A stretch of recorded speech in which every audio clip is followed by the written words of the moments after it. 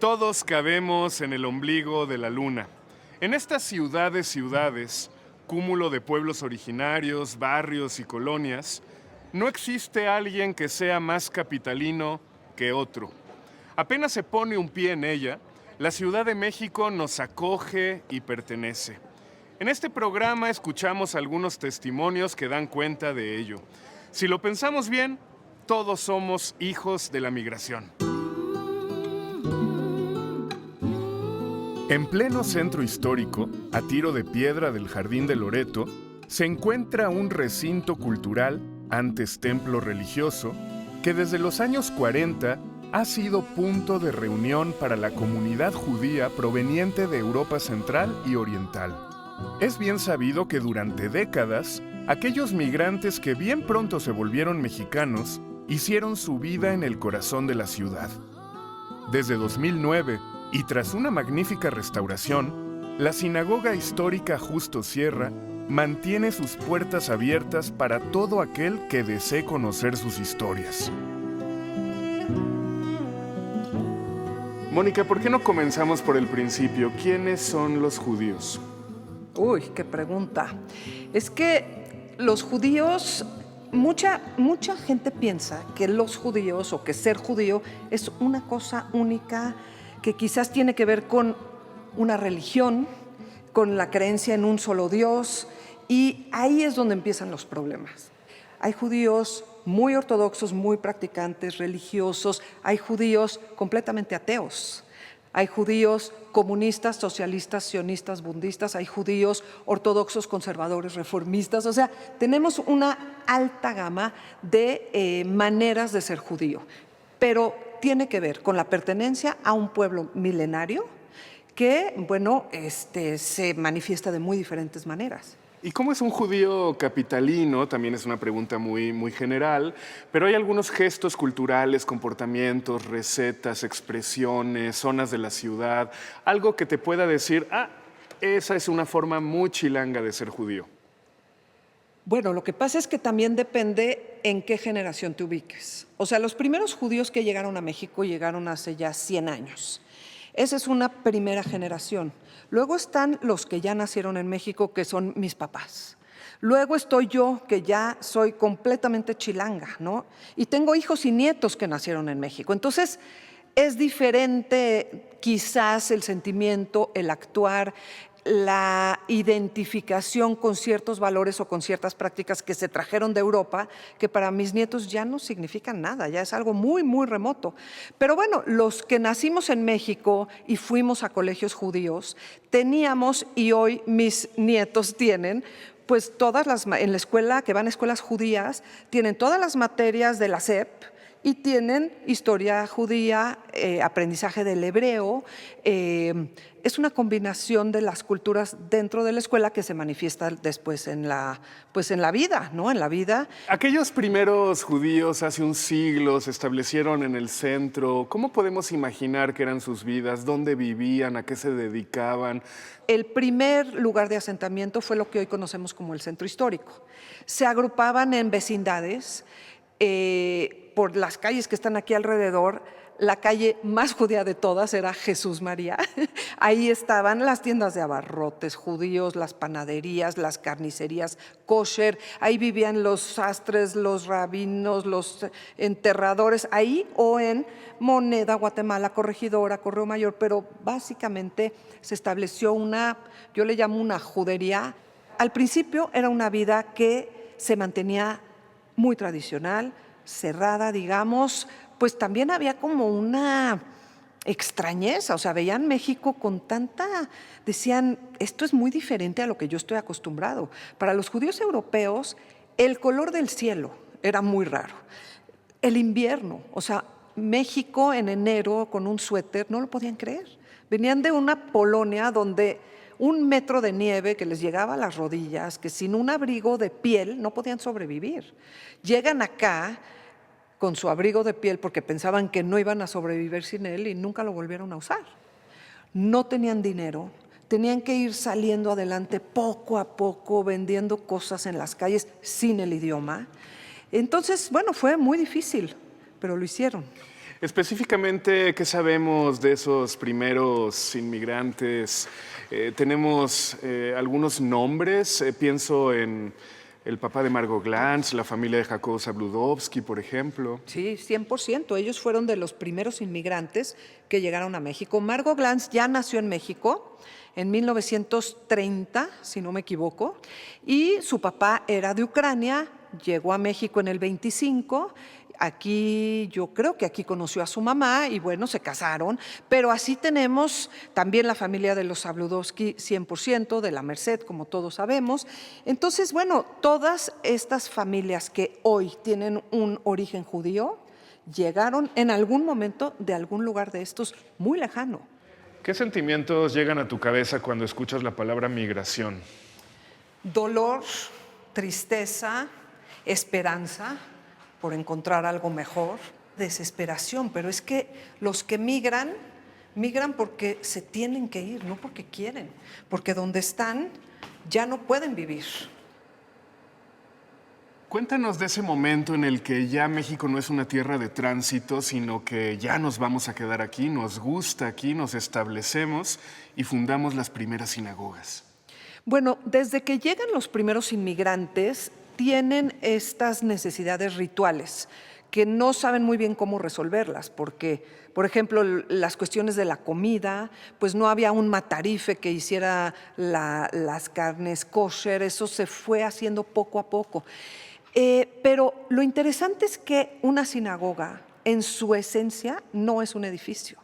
Es la gente que reza ahí, que es un grupo mínimo de 10 varones mayores de 13 años, que se llama Minyan, y los libros sagrados. Los inmigrantes, algunos traían libros, y se juntaban en las casas, en los cuartos de las vecindades, en los despachos, en donde fuera, porque lo importante de una sinagoga es eso.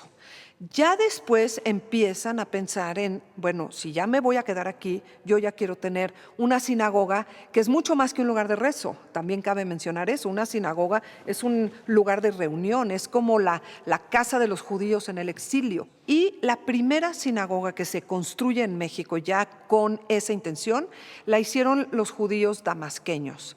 Antes de ellos, en esa misma casa estaban todos los judíos juntos y que está en esta misma calle, a 3 casas de aquí. Ahí está la primera sinagoga que desde 1918 se usa para los rezos de todos los judíos. Los judíos ashkenazim, por su parte, siguen rezando en casas, en lugares rentados. Uno de ellos, el Palacio de Mármol en Tacuba 15, que es una maravilla. Y así hasta que en 1939 logran comprar 2 casas aquí donde estamos, las demuelen y construyen su primer centro comunitario que se llama Nidhei Israel. Entonces es la sinagoga donde estamos.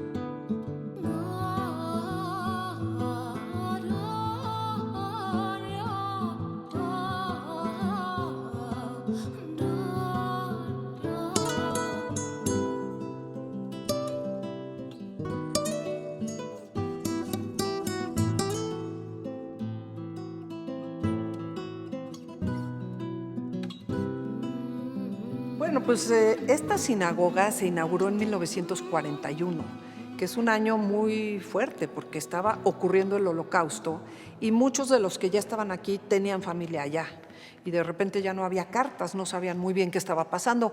Pero este lugar de algún modo los contuvo, les dio un marco para llorar juntos. Y es muy significativo porque además esta sinagoga fue una copia de una sinagoga de Lituania. ¿Todavía existe esa sinagoga? No, y aquí tengo una imagen la única que tengo, de cómo era esta sinagoga en Lituania, que entre los nazis y los rusos acabaron con ella. Pero es significativo que a 5 cuadras del Zócalo tenemos aquí una pequeña Lituania, ¿no? Entonces, bueno, esta es la de Lituania y si se fijan en la de México, pues en lugar de estas ventanas tiene la menorá, que es un candelabro de 7 brazos, que es una orden divina que está en el Éxodo, que dice, harás un candelabro de 7 brazos con tales y tales características. Algo se respira aquí de la historia de los judíos, de la presencia de estos inmigrantes que estaban buscando algo en México y que este lugar los contuvo. Entonces, es un lugar que me emociona, que me inspira. y que me ha inspirado todos estos años para hacer muchas cosas en él y para compartirlo. Tu labor en esta sinagoga histórica Justo Sierra, ¿en qué consiste? Y para pronto, ¿qué es este espacio? ¿Cualquiera lo puede visitar? ¿Es un espacio acotado a la religión? ¿Es un espacio cultural? Yo empecé a venir aquí hace 30 años para armar recorridos históricos sobre la presencia judía en el centro histórico, que empezaron hace 29 años. Entonces, pues esto se empezó a armar desde entonces y siempre el punto culminante era la sinagoga. Entonces, hace ya 13 años que este lugar se convirtió en un centro cultural y se convirtió en un espacio maravilloso para poder venir a escuchar música judía de las diferentes que hay, teatro, danza, conferencias, presentaciones de libros, visitas guiadas y bueno, todo el tiempo está pasando algo aquí.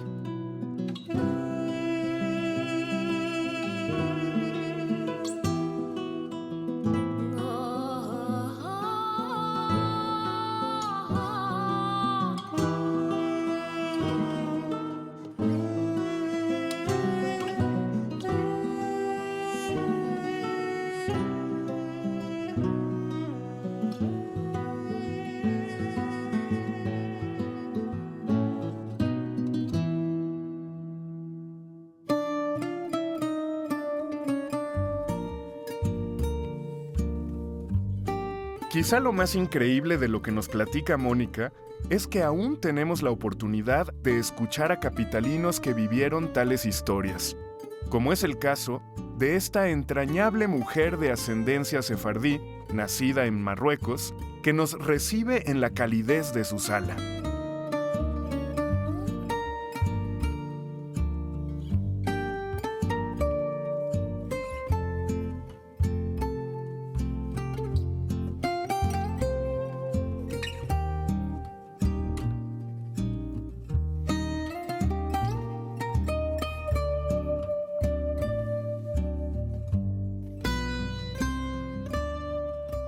Estamos en Interlomas, en presencia de y en la casa de Clarisse Meshulam, poeta, mexicana, judía sefardí, marroquí, migrante, no necesariamente en ese orden.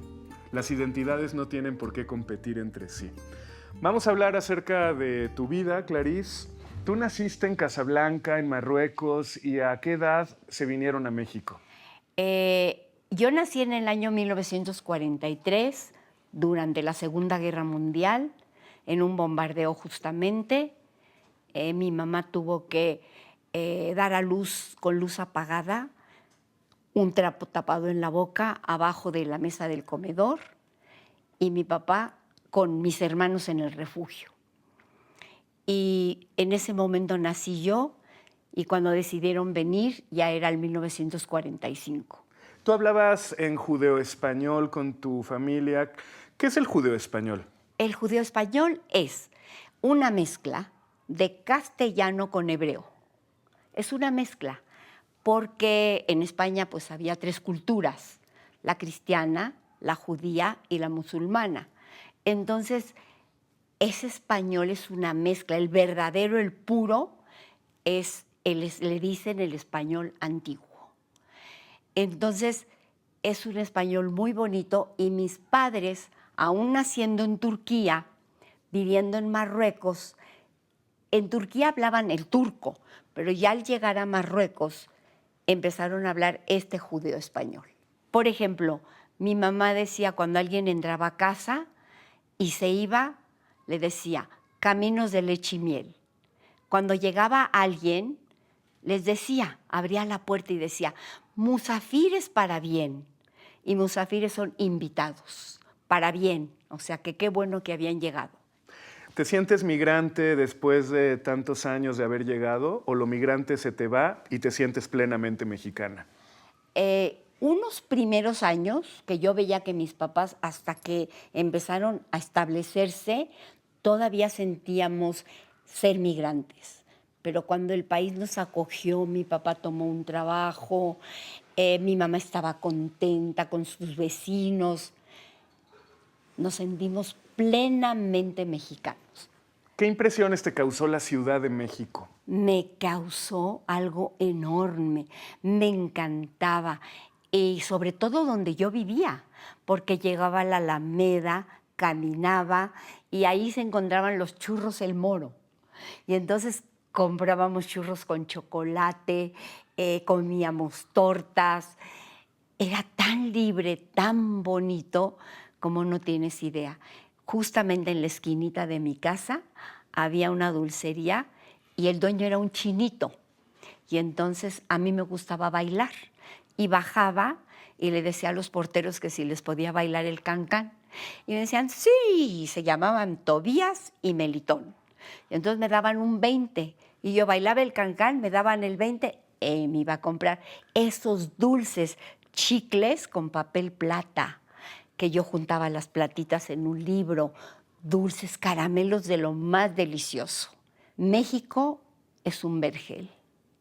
Yo creo, y lo digo de mi corazón, que como México no hay dos. ¿Cuál es tu comida favorita mexicana? Hay unos chilitos que yo hago aquí en casa, que es chile pasilla relleno de queso fresco y lo bañan el jitomate mezclado con el mole y le llaman mole coloradito. Ay, no, no, no. Esos chiles se te desbordan así en la boca. ¿Qué palabras te llegan a la cabeza? ¿Qué emociones cuando escuchas la palabra migrante? Me llegan muchas porque me recuerdo de mi niñez. Nosotros, cuando nacimos, Casablanca era un protectorado francés. Entra la Segunda Guerra, lo toman los árabes y entonces ya no nos protege nadie. Nos quedamos sin pasaporte. No nos reconocía ni el cónsul de Francia ni de Marruecos, ni el cónsul, perdón, ni el de Francia ni el de Marruecos. Entonces nos volvimos apátridas. No tuvimos patria y viajamos con un documento que se llamaba Documento de Identidad y Viaje. Y yo no tuve pasaporte hasta que me casé con un hombre querido, muy querido mío, mexicano, y tuve un hijo mexicano. Y fue cuando tuve un pasaporte. Tenemos algún muestrario, alguna muestra de tu poesía aquí sobre la mesa. ¿Por qué no nos lees algo, por favor? Si no puedes ser sol, sé una estrella. Si no puedes ser árbol, sé una rama. Si no puedes ser pino, sé un arbusto. Pero siempre alegra algún camino. Hay obras grandes, hay otras chicas, hay éxitos, hay fracasos. Pero siempre hay algo para todos en el mundo. Sé siempre el mejor de lo que seas. Bueno, vamos a ver los recuerdos de viaje Claro. en esta magnífica... Esta casa es muy antigua, tú sabes, y entonces yo recolecto cosas de mis viajes y me encantaría enseñarte todos esos recorridos que yo he hecho. Mira, ve, este zapatito precisamente es de Toledo. Toledo es una ciudad muy importante para los sefardíes. Muy importante y muy bonita, ¡Qué bonito! ¿verdad? Y luego este zapatito, mira esta cosita, qué belleza. Esta pequeñez, mira, es un zapato, es de Francia. Mira, qué bonito está. ¿Te gustan los zapatos? Yo tengo vicio de zapatos. A mi edad ya pues, tengo que usar muchos zapatos bajos y no tiro los viejos que tienen tacón precioso, comprados en España. Mira, estas muñequitas también son bellísimas. Son españolas, pero no es yadró, es porcelana pura y mírale el vestido pintado, mira qué cosa. Tengo colección de ellas. Solo rápidamente te enseño otra que me fascina. Mira qué vestido. Uy, ¿ese de dónde es? Esos los compré en la frontera España con Francia. Se llama el lugar Saint-Jean-Luz, San Juan Luz. Donde estuvieron los exiliados republicanos Ahí, antes de venir a ahí, México. Ajá, ahí. Te digo, son antigüedades mías. Mientras yo viva, ahí las tendré. Cuando ya no esté, si no las quieren, pues a ver qué hacen con ellas. Pero para mí ahorita son como un tesoro. ¿El momento más feliz de tu vida lo puedes revivir en tu cabeza? Claro que sí. Después de haber llegado a México, de la calle de Bahía Santa Bárbara, el departamento donde vivimos era en la calle de López y Victoria. Era una calle preciosa, el edificio era lleno de mármol, muy bonito, y podíamos caminar hacia la Alameda, caminando, y yo me iba solita. ¿De qué años estamos hablando? De más o menos ya, digamos, 1950. Y habían llegado muchos refugiados españoles en el tiempo que nosotros habíamos llegado. Y se situaron justamente en la calle donde nosotros vivíamos. Entonces había muchas tiendas de cosas españolas, pastelerías, vinaterías, y había un café a media calle de donde yo vivía.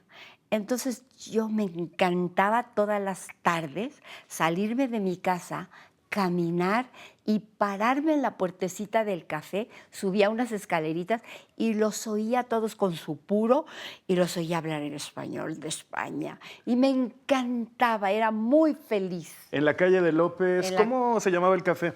Se llamaba el Café Victoria, creo, ya no me acuerdo. ¿Cómo Pero era? ¿saben quién iba? El poeta León Felipe. A ese café. La memoria es algo muy valioso, porque yo he trabajado mucho para quitar memorias oscuras, feas, y me he quedado con las bonitas.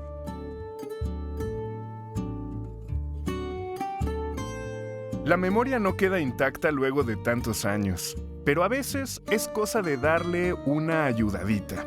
Platicando detrás de cámaras con Clarice, descubrimos que el café de sus recuerdos no se llamaba Victoria, sino Villarías. Y de hecho ahí sigue, en la esquina de López y Ayuntamiento, una zona del centro que en los años 30 recibió a un buen número de refugiados españoles que huían del franquismo.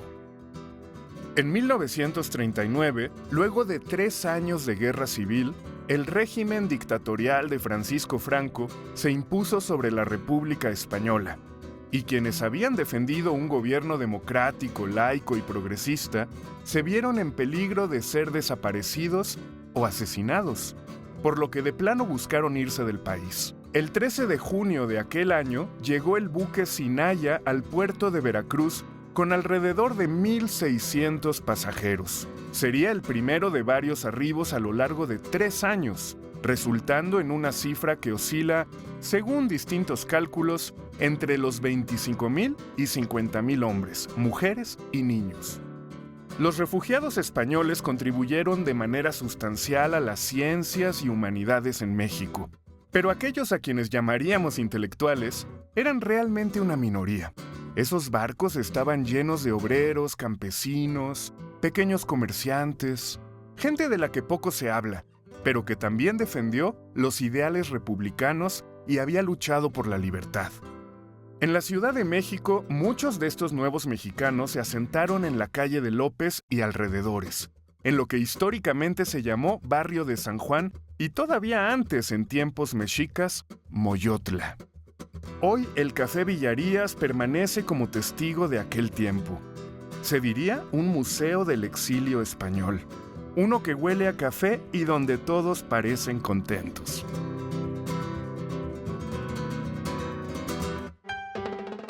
Juan Paco Urrusti, documentalista, estamos en el célebre Café Villarías, embajada de la República de España. Hay una frase de Ortega y Gasset que dice que el hombre no tiene naturaleza, lo que tiene es historia. Más que preguntarte por quiénes eran, cuál era la naturaleza de los exiliados republicanos a finales de los años 30 que llegaron a la Ciudad de México, yo te preguntaría, ¿cuál fue su historia? Pues mira, historia, pues una historia es un tejido, ¿no? Y ellos ya venían de un tejido de muchas nacionalidades, de muchas culturas, porque España es también un país muy diverso culturalmente. Entonces, pues ahí estuvieron los romanos, los moros, los mozárabes, en fin. Muchas culturas pasaron por allá, un abanico también de ideas políticas, porque aquí vinieron socialistas, demócratas, comunistas, anarquistas, Entonces era muy complicado, ¿no? Muy rico, como es rica pues, la península ibérica, ¿no? Pues sí se vino de lo mejor que había en España. Hay una frase en tu documental Un exilio de 2017, muy hermosa. Mi familia dejó los Pirineos por el Popocatépetl y los olivares por las nopaleras, me parece. ¿Qué tanto se parecen México y España? Parecen, a juzgar por esa frase, dos naciones muy distintas entre sí, pero en realidad también se parecen mucho. España pues, venía era un país atrasado en relación a otros países de Europa, y México también estaba todavía con las huellas de la revolución, se estaba haciendo el país, modernizando, y en común, pues sí, la lengua española, una historia, pero ellos no veían tantas diferencias como los podemos ver ahora, ¿no? Por eso tampoco era dramático el que a lo mejor cada día estuviera más lejos volver a España, porque finalmente aquí echaron raíces y finalmente aquí decidieron también morir. Cuando dices que esto funcionó o funciona como la embajada de la República Española, ¿a qué te refieres específicamente? Bueno, no lo digo yo. El fundador de este café Villarías, alguna vez le preguntaron que de dónde era él y dijo, pues yo soy de la República Española, ¿no? Y le preguntaron burlonamente, ¿y dónde está eso? Porque ya era Franco. Dijo, pues está en Ayuntamiento y López. Y entonces a partir de eso se empezó a decir que esta era la sede de la Embajada de la República Española, ¿no? Donde estamos. El cine mexicano y otras artes, el mundo intelectual, la cultura, la ciencia, se vieron enriquecidos por el exilio español hace ya casi un siglo. ¿Cómo explicas esto? ¿No? Los que no tuvieron la fortuna de venir acá, pues muchos de ellos murieron porque Franco siguió fusilando gente durante muchos años, mientras vivió. Entonces, y eso sí, todos los países occidentales, dizque muy democráticos, lo toleraron porque veían en Franco como un protector, ¿verdad?, del capitalismo en relación a los países socialistas. Entonces, lo consintieron, lo toleraron, y lo menos que podían hacer los refugiados, pues era retribuir a México el haberle salvado la vida, o como decía mi abuelo, por lo menos de la cárcel, ¿no? ¿Tú crees que México, particularmente la capital, es proclive hasta cierto punto, últimamente por las redes sociales, a ciertas ideas fascistas, de intolerancia? ¿O México está curado en salud y no vamos a ir hacia allá? Cuando veo el PAN, espero que no haya ningún panista aquí, ¿no? Me preocupo, ¿no? Porque veo que ese viejo PAN, que nació justamente como una reacción contra Lázaro Cárdenas, pues mi madre me contaba, y mi padre también, como cuando llegaron, rezaban frente a las iglesias o frente a aquí en la calle de López también, a decir, oh Dios, no permitas que se quede estos refugiados en México, ¿no? Entonces, y los veían como una plaga, y en las farmacias habían dicho que no vendieran ni medicinas a los refugiados. Entonces, hay dos Méxicos también. Y ese es un México retardatario, es un México fósil, ¿no? Que no quiere cambiar, que piensa que, pues no sé, que tiene sus raíces a lo mejor en no sé dónde, ¿no? ¿Qué importancia tuvo esta parte del centro para aquella generación? Bueno, el centro siempre ha sido, yo creo que uno de los grandes centros, pues no nada más de México, sino uno de los grandes centros culturales del mundo. Y entonces, pues cayeron sobre blandito aquí, ¿no? En términos generales, la gente fue muy amable y les permitió desarrollarse, poner sus negocios, como mismo, ¿no?, en el que estamos. Parafraseando a Salvador Novo, es en los cafés donde los exiliados republicanos derrocaban continuamente a Franco. en un campo de batalla no tan sangriento. ¿Qué importancia tuvieron los cafés para esa generación? Los cafés era, pues sí, era un punto de encuentro, eran las tertulias y entonces se hablaba de todo lo que pasaba en el mundo, ¿no? Desde luego lo que pasaba en España, pero también después lo que pasaba con la Segunda Guerra Mundial, con otras guerras, era un punto de reunión y un punto también donde, pues yo creo que de pronto trataban de revivir lo que habían perdido allá. De sentirse como un grupo que compartía, si no el mismo destino, a lo mejor las mismas raíces. Y eso les hacía unirse, ¿no? ¿Sí debemos pedirle a España que nos pida una disculpa o qué? Pues yo creo que hizo bien López Obrador en pedir a España que diera una disculpa porque se pasaron. ¿Pero cuál España? ¿La republicana, la monárquica? El país, ¿no? Así como los alemanes tuvieron que pedir, todos los alemanes, nazis y no nazis, todos tuvieron que pedir como país disculpas a los judíos, ¿no? Así como los israelíes tendrían que pedir disculpas a los palestinos y desocupar sus tierras, pues así también España debería, porque fue un saqueo de muchos años, como ahora a Francia saqueó a África, ¿no? En general Europa, Europa es grande porque ha pulverizado los países que ha invadido, ¿no? ¿La Ciudad de México es una ciudad de Occidente, como lo son las capitales europeas?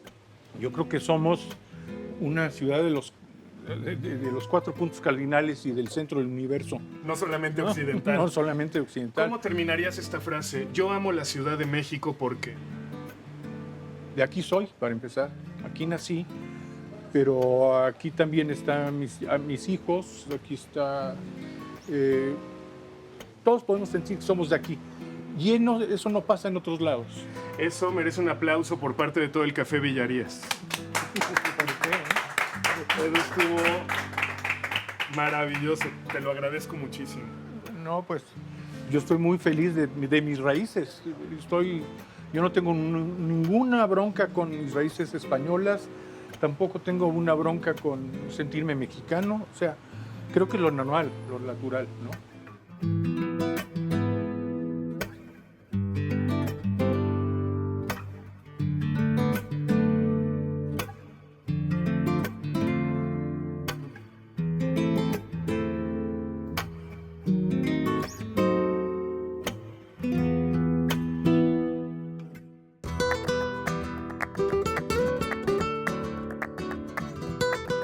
López es la calle que mejor huele en el centro histórico de la Ciudad de México.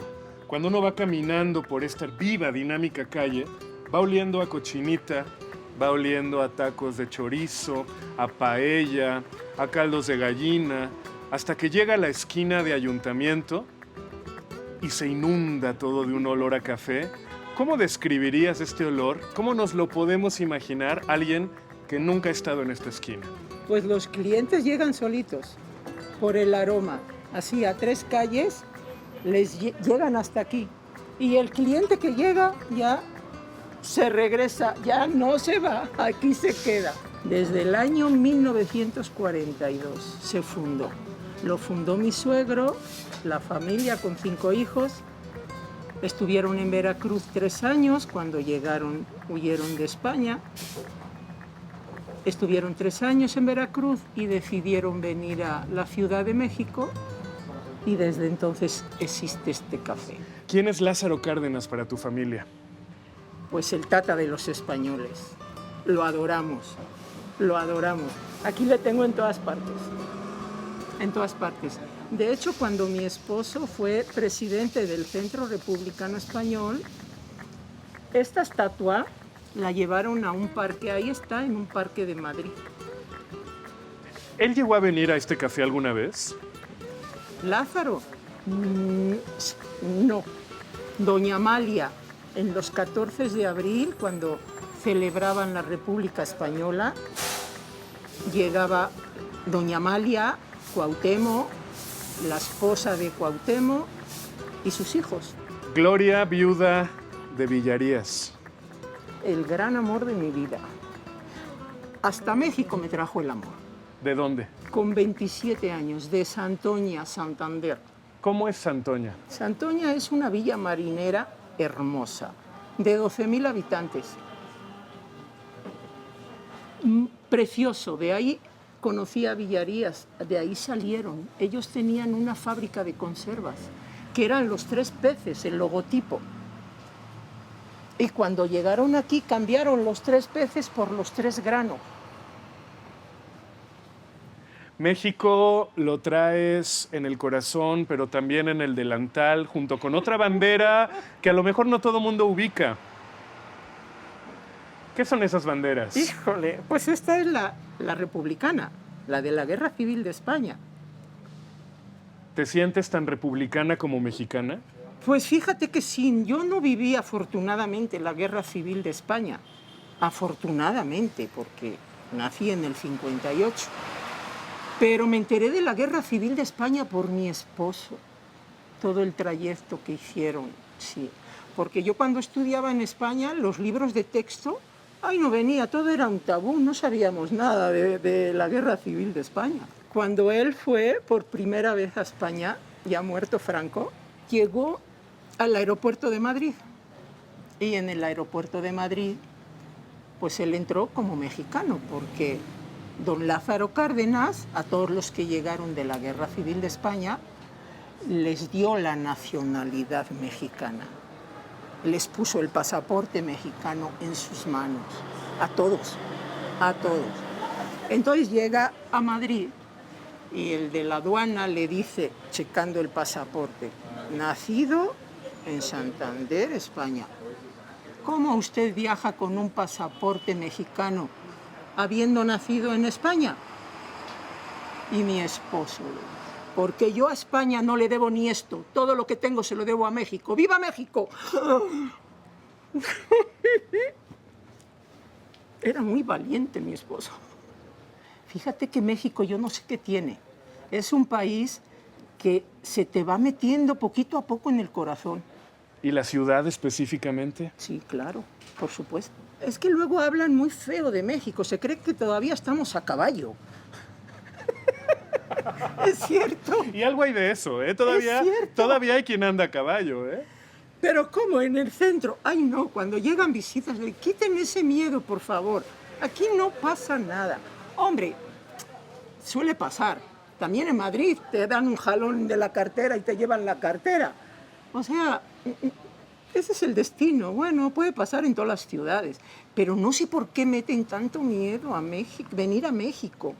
¿Hay alguna calle, colonia, rumbo de la ciudad que ames especialmente? Pues esta calle, porque hace 38 años aquí llegué a López 82. ¿Cómo era López en ese entonces? Ahí me agarró el terremoto. En el 85. Sí.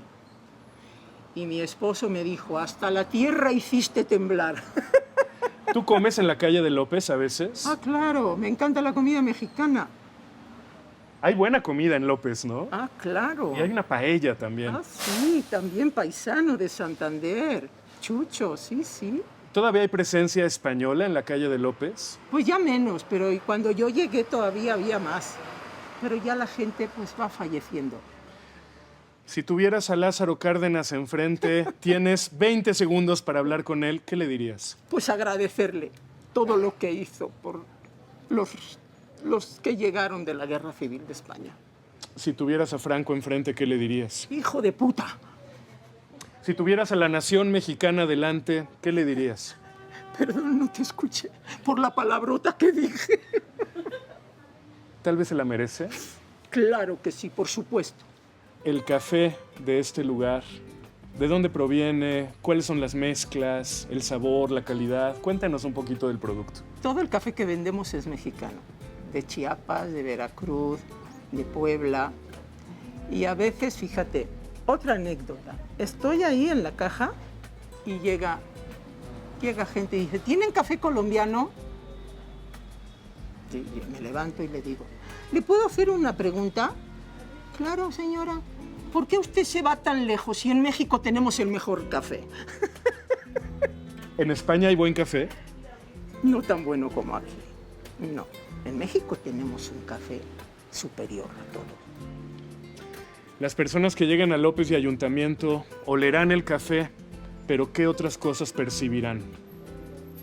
A un Yo nivel emocional. Pues yo digo que la historia de México, porque hay clientes que llegan y preguntan, ¿qué representa ese mural? ¿Por qué está don Lázaro Cárdenas? Y entonces yo les explico la historia de los Villarías cuando llegaron.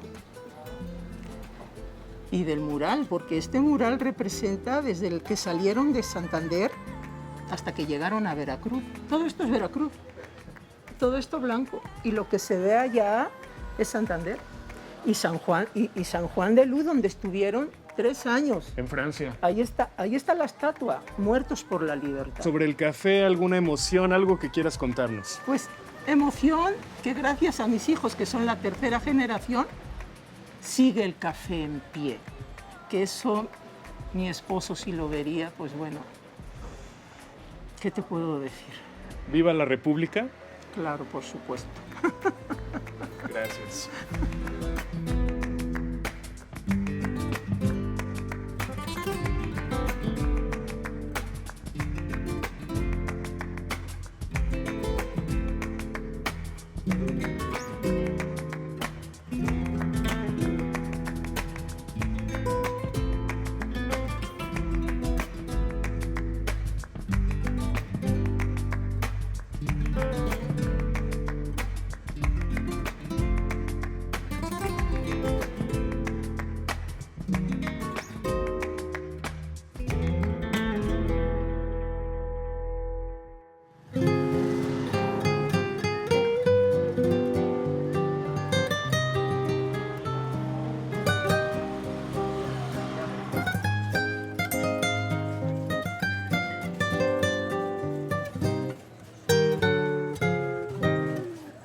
A espaldas del Palacio Nacional, los capitalinos tenemos una especie de embajada oaxaqueña no oficial. La calle de la Santísima, nuestro Little Oaxaca, donde es fácil deleitarse con tlayudas de a de veras, empanadas de amarillito, tacos de enchilada, pan de yema, chocolate del bueno, agua de chilacayota, tejate y más delicias. Pero más que comida, lo que uno encuentra aquí son historias de vida de migración nacional, la más constante de todas.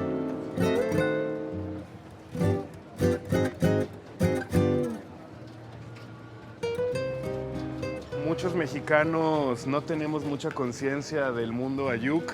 Pa' pronto decimos mije, y lo que sabemos es que hay buenas taquerías de mijes, Sí, sí, sí. pero en realidad, ¿qué tenemos que aprender acerca de los ayuk?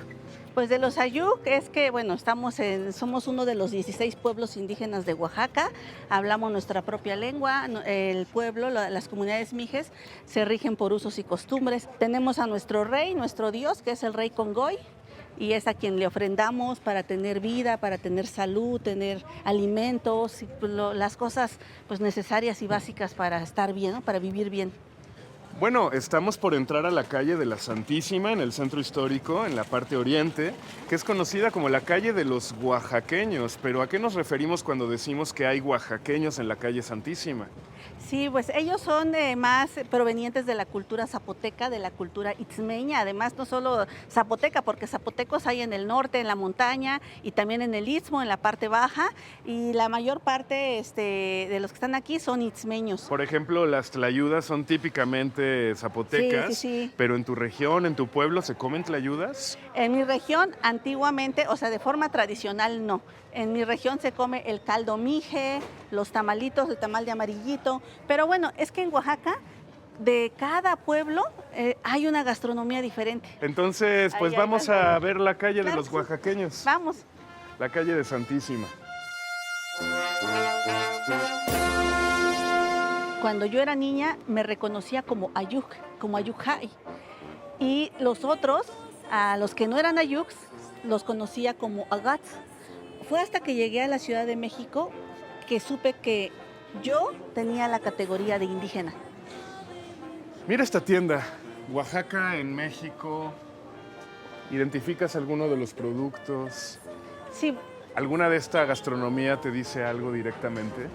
Bueno, lo que siempre hay en mi comunidad es el chocolate, el cafecito siempre, porque mi pueblo es muy frío, es la parte alta y entonces la neblina siempre está presente, ¿no? Entonces siempre el cafecito es a toda hora. Y bueno, por supuesto el mezcal, ¿no? También, justo también por el...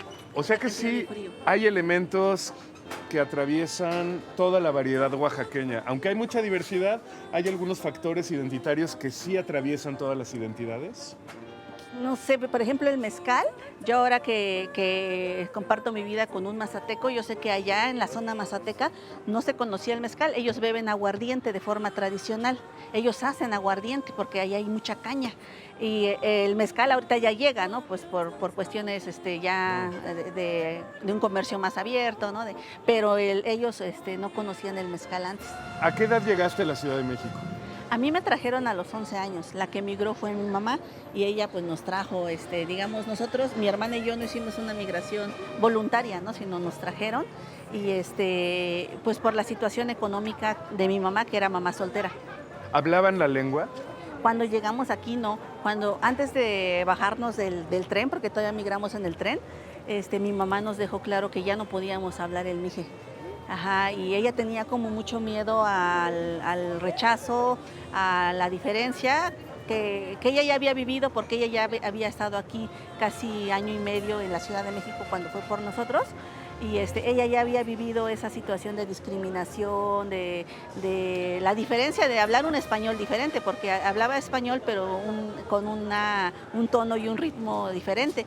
Entonces nos dijo: a partir de ahora, donde vamos, no vamos a hablar más mije, ni vamos a mencionarlo.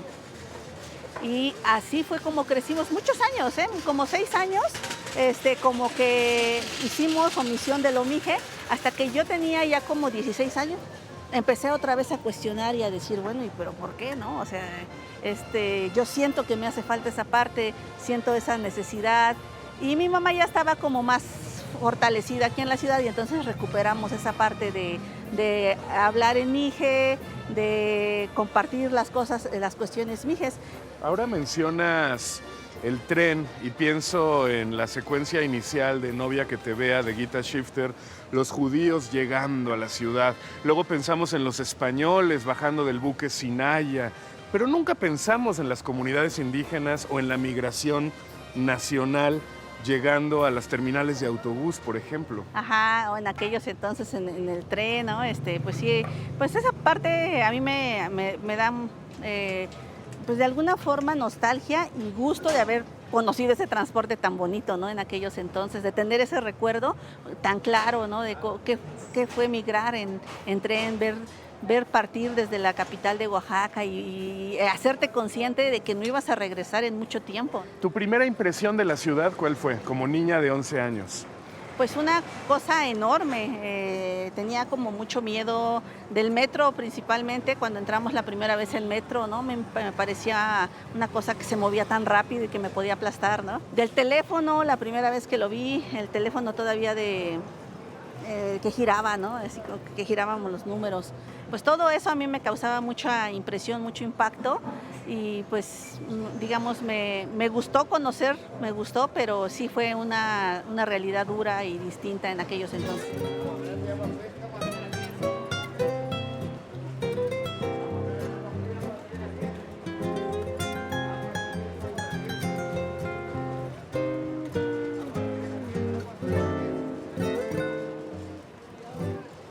Aquí es Oaxaca, se llama este negocio. ¿De qué parte de Oaxaca? Santa María del Tule. Eso es zapoteco. Sí, pertenece a la lengua zapoteca. ¿Y qué se te antoja? Pues lo más tradicional de los zapotecos es el tejate. ¿Ah, sí? Ajá. Una bebida prehispánica. ¿De qué está hecho el tejate? A base de maíz, cacao, la rosita del cacao y hueso de mamey. Pues un tejate zapoteco, ¿qué tal? Muy bien. Muy dulce. El azúcar, búfalo. Veo que también tienen quesos, tepache oaxaqueño, tamalitos, miel. Sí, todos estos productos son de los valles centrales de Oaxaca, del centro del estado de Oaxaca. Lo que traemos ahí de los mijes es el chihuacle, o el chile pasillo. Ah, Ese que es es el nimiey, Es el chintestle. el chiltestle. Ajá. El nimiey es chile pasilla de monte, molido con ajo, nada más chile y poquitita agua y sal. ¿Pica mucho? Pica mucho y es porque pues antes la gente se iba al campo por mucho tiempo, muchos días, y entonces llevaban el nimiey y ya nada más con el totopo o la tortilla pues embarrado y ya con eso era la comida completa, pues así. Ahora que lo describías, noté que salivaste un Ajá, poco. sí, porque pica y es muy, muy sabroso. Y además es un chile que te dura, o sea, ese molito es como una pastita, te dura, o sea, si nosotros que lo traemos, porque también consumimos muchas cosas de allá, te dura 6, 8 meses perfectamente en el refrigerador, no le pasa absolutamente nada. Vamos a ver, vamos a llevarnos nuestro tejate Claro que sí. y nos vamos a sentar viendo a la bellísima calle de Santísima. Claro que sí, para servirles. Muchas Gracias. gracias. Está muy bonita la jícara, ¿no? Sí, a ver, ahí está. ¿Extrañas la gastronomía de tu región de cuando eras niña? Sí, muchísimo. De hecho, es lo que más disfruto ahora que voy, ¿no? Pues finalmente uno migra por necesidad, porque si no, pues uno estaría ya consumiendo todo lo que hay allá, ¿no? Pero Uno migra por necesidad. A veces se nos olvida eso. Hay gente que malmira a los migrantes, a determinados migrantes, por falta de empatía. No se dan cuenta de que ellos mismos, si tuvieran la necesidad, claro. también migrarían. Sí, por supuesto, es una condición humana, ¿no? El ser humano, pues es como parte de su instinto, pues va a ir y va a buscar estar bien, ¿no? ¿Por qué hay buenos taqueros mijes? ¿De dónde viene esta tradición? Pues fíjate que los migrantes, la mayor parte de los migrantes, migramos por gremios, ¿no? Es decir, hay uno que va en avanzada, conoce y a lo que empieza a dedicarse, va a jalar a otro y se van a ir jalando y se van a ir dedicando casi a lo mismo.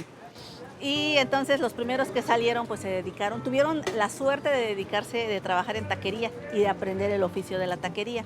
Si hay un migrante que nos está viendo, sea cual sea su origen, ¿qué consejo le dirías mirándolo a los ojos o qué frase le dejarías? Pues yo creo que el único consuelo que tenemos es saber que todos tenemos el derecho a migrar y que las divisiones políticas las inventó el hombre, porque pues, la tierra es de todos, ¿no? Y no debería de haber ese límite de hasta acá puedes y hasta allá no. Todos deberíamos de ser libres de andar en toda la tierra y tener ese conocimiento, saber que tienes el derecho de andar en donde tú quieras. Yo creo que eso nos va a ayudar a estar más fortalecidos en donde estemos. Bienvenidos todos los migrantes a estas ciudades. Muchas gracias. Muchas gracias a ti. Tioskujoyov namuk, escuyun kumets padugoj, escuyun kumets.